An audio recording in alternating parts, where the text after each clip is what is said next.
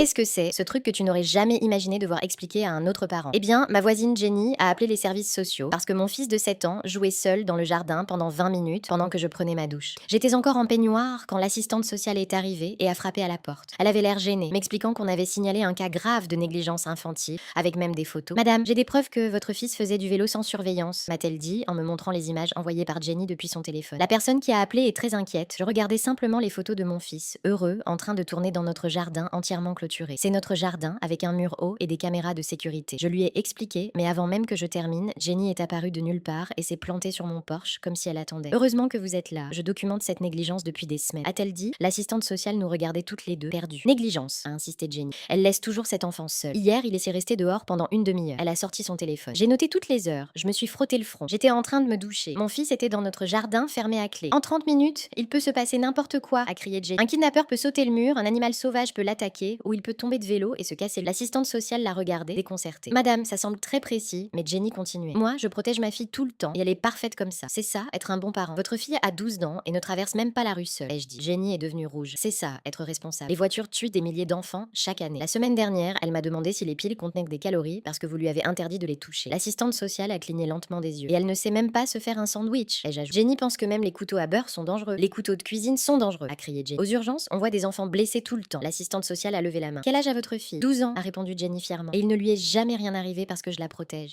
Elle ne sait même pas faire ses lacets, ai-je ajouté. Jenny commençait à paniquer. Vous ne comprenez pas. Le monde est dangereux partout. L'assistante sociale a pris des notes, puis a demandé: avez-vous envisagé une thérapie pour l'anxiété? Je ne suis pas anxieuse. Je suis réaliste. Mais elle l'a interrompu. Les études montrent que la surprotection entraîne de l'anxiété et un manque d'autonomie. Votre fils semble en bonne santé et adapté à son âge. Ce que vous faites, c'est une parentalité normale. Elle a fermé son dossier et appelé les services sociaux parce qu'un enfant joue dans son jardin est un abus des ressources. 2 semaines plus tard, le mari de Jenny a frappé à ma porte. Ma femme voudrait un conseil. Notre fille a fait une crise de panique au McDonald's parce que la caissière lui a demandé ce qu'elle est. Elle n'a pas pu répondre. Elle souffre d'anxiété sociale. Il s'est frotté le visage. Le pédiatre dit que c'est à cause de la surprotection. Elle a peur de tout. Il est resté silencieux. Comment m'ont défait 12 ans de peur? Je l'ai invité à prendre un café. Pendant ce temps, mon fils apprenait déjà à faire des œufs brouillés. À 7 ans, il était heureux.